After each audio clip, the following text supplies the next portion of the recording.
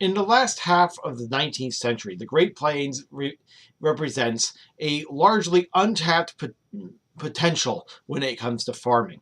In fact, the federal government will actively try to get people to live out here. In 1862, for example, Lincoln will sign the Homestead Act, in which farmers will receive 160 acres if they work on it for 5 years. And many Europeans are going to come in here and work on the plains.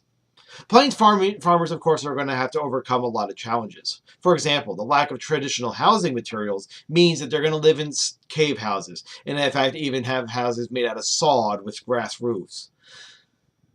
New farming techniques are going to have to be developed. Migrants are going to bring hardier grains, for example, from Russia, Turkey, and Scandinavia. You're going to see dry farming techniques being developed. The practice of irrigation on a large scale is going to be reintroduced. Now, there's also going to be help from the government in the form of the Morrill Act of 1862. The Morrill Act creates what's known as land grant colleges, states getting land grants to create agricultural and mechanical colleges. These A&M colleges help farmers develop new scientific techniques.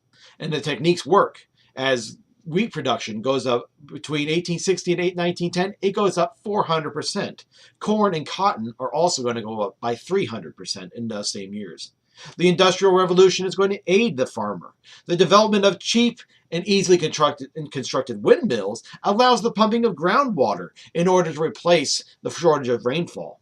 You're going to have the chilled irons plow being developed during this time period to churn up and turn over the hard sod.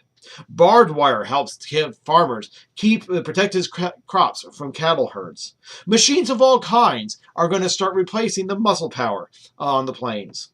Mail order houses such as Montgomery Ward and Sears Roebuck are going to spring up to cater to these farmers' needs. Nevertheless, the life on the Great Plains is going to change it's going to change how people go about their living. Farming has to change. Living conditions have to change, not to mention the fact that you have to be much more aware of your personal safety.